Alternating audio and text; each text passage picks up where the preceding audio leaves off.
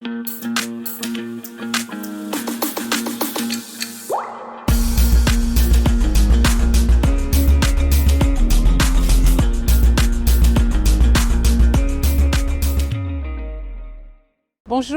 nous sommes aujourd'hui devant BGO First, le bassin de génie océanique dont j'ai la présidence au titre du conseil départemental. Cet équipement a été voulu par l'État dans les années 80 à la fermeture des chantiers pour doter la ville de la Seine d'un nouvel équipement économique et industriel. Longtemps, il a été difficile à exploiter, mais depuis quelques années, c'est une société privée qui l'exploite et qui fait là toutes les simulations de ce que peut provoquer la mer et le vent sur les structures en mer. Ce bassin de génie océanique a été créé dans les années 80 pour simuler la houle et le vent et les effets du vent sur les structures et les ouvrages qui seraient mis en mer. Ça concernait essentiellement à cette époque le pétrolier, que ce soit les plateformes, que ce soit les gros tankers qui venaient ravitailler.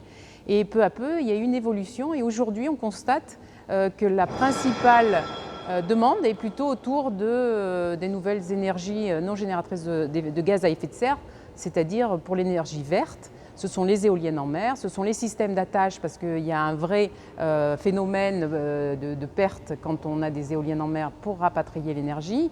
C'est la houle comme nouveau vecteur d'énergie.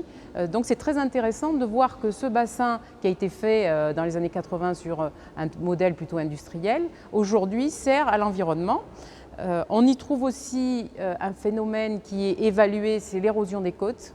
Il y a une deuxième darse où là c'est plus particulièrement l'érosion des côtes et Océanite, qui est la société qui exploite ce bassin, a des demandes aujourd'hui pour faire face à des phénomènes qui sont nouveaux sur les plages, sur les ports, sur les digues, comme on connaît nous-mêmes à la plage des Sablettes, puisque la demande a été faite pour évaluer l'érosion, notamment à Marviveau.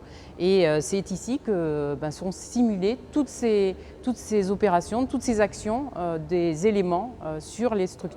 Au fond du bassin, vous voyez et vous entendez les batteurs qui en fait produisent les vagues à une échelle moindre bien sûr qu'en réalité. Et il y a ici toute une rampe d'ordinateur qui va modéliser ce que le bassin va constater avec les capteurs qui sont au-dessus du plan. Ce bassin est assorti d'un atelier parce que bien sûr il y a nécessité à réaliser les maquettes des bâtiments ou des plateformes ou des navires qui vont être soumis à la houle, comme c'est à une moindre échelle.